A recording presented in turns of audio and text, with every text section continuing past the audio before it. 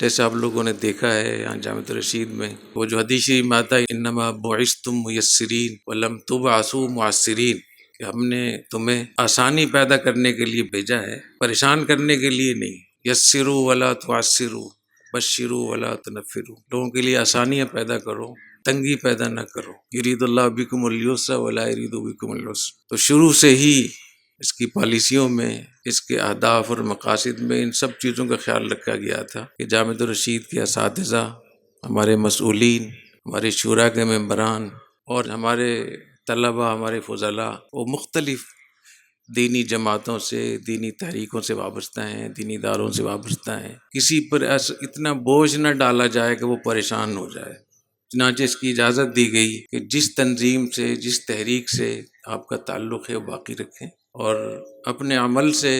برملا اس کا ہم نے ثابت کیا کہ تمام تنظیمیں، جماعتیں ہماری اپنی ہیں۔ سب کا اکرام کرنا، سب کو اپنا اسٹیج فراہم کرنا، سب کو بلانا، یہ سب آپ لوگوں نے اپنی آنکھوں سے دیکھا ہے۔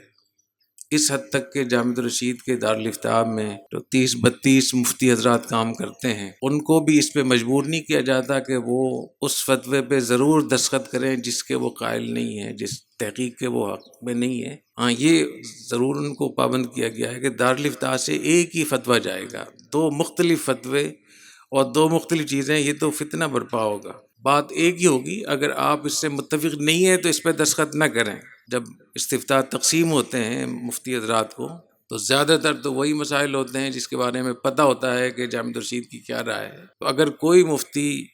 اس رائے سے متفق نہیں ہے تو وہ دے دیتا ہے کہ میں اس کے جواب نہیں لکھوں گا۔ کبھی بھی اس بنیاد پہ نہ کسی کو نوٹس بھیجا گیا ہے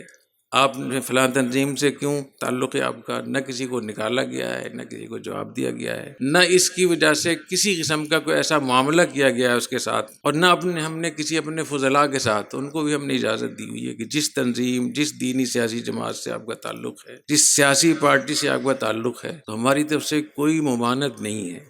بلکہ ہماری خواہش رہتی ہے کہ یہاں پاکستان میں جتنی بھی تحریکیں ہیں، جتنی بھی سیاسی پارٹیاں ہیں، جتنی بھی دینی سیاسی پارٹیاں ہیں، جتنے مدارس ہیں، ہر جگہ ہمارے فضلاء موجود ہوں۔ ہمیں کتنی آسانی ہوتی ہے کہ جب ہمارے پاس مہمان آتے ہیں تو جس پارٹی سے مہمان کا تعلق ہوتا ہے، اسی پارٹی کے، اسی جماعت کے جو اساتذہ ہمارے پاس ہوتے ہیں، ان کی خدمت کے لیے کرتے ہیں، تو وہ اکرام بھی صحیح کرتے ہیں ان کا۔ تو شروع سے ہی اس جامعۃ الرشید کا، اس آپ کی مادر علمی کا جو دامن رکھا گیا ہے وہ اتنا بڑا رکھا گیا ہے کہ اس میں بہت کچھ سما سکتا ہے۔